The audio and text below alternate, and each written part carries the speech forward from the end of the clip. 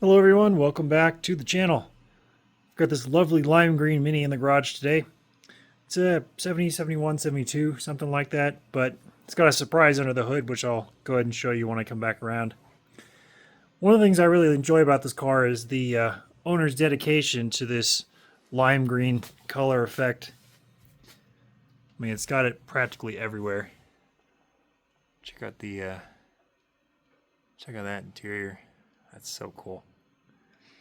So, it's in the garage, getting some repairs, just some minor electrical stuff, but I'll talk about that when I get there.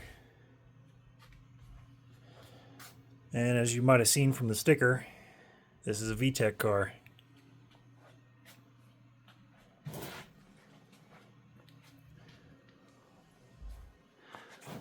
Now, if you're going to any of the local shows, you'll recognize this car because he does take it out quite a bit for many of the local shows. Yeah, check out this side. Those are cool gauges. So I have worked quite a bit on this car in the past. Some suspension work, electrical work, dash work, etc. So let's get the hood open so you guys can see this engine conversion. And here we go. There is the mighty v-tec engine. Nice clean install of this engine. I did not do this conversion. It was done prior to this owner's purchasing this car, but I've always enjoyed it. I've always thought it was a fairly good example of one of these converted cars.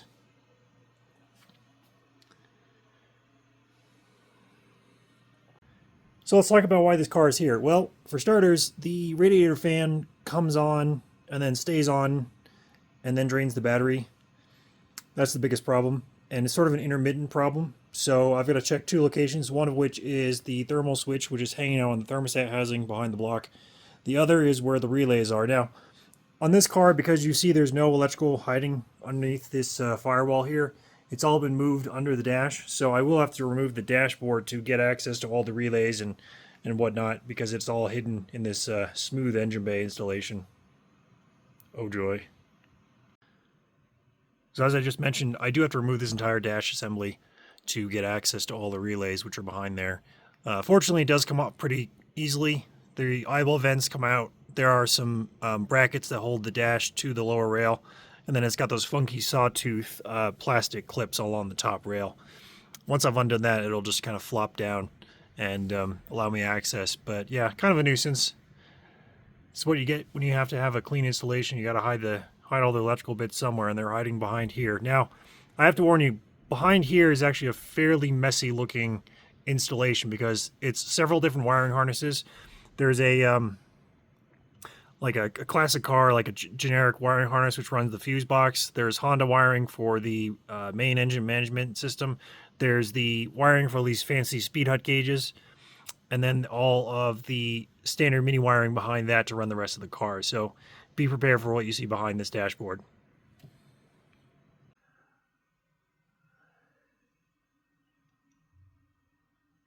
Just in case you were wondering what happens to all that beautiful wiring from in the engine bay, well, it's got to go somewhere. And yeah, thankfully I'm very familiar with this car, so I know what's going on. But yeah, just want to show you guys what a conversion of this magnitude looks like behind the dash. Well, that was fun. So I went ahead and changed out the relay for this fan here, and I also went ahead and changed out the thermal switch.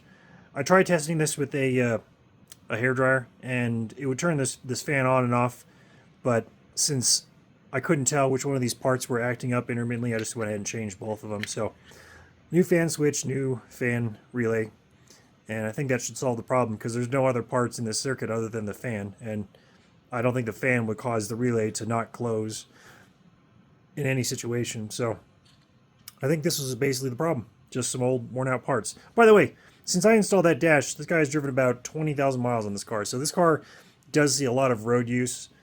It's not a show queen. It gets driven a lot. So I think it's awesome that he does drive it a lot. And yeah, I think really this sensor just kind of finally met its end of life. Another small problem this car was having is that the steering column was just walking back and forth, and realistically I found out that the bolts for this clamp were getting kind of loose, and then as well as the attachment bolts to the lower dash rail were getting kind of loose. So went ahead and tightened those up.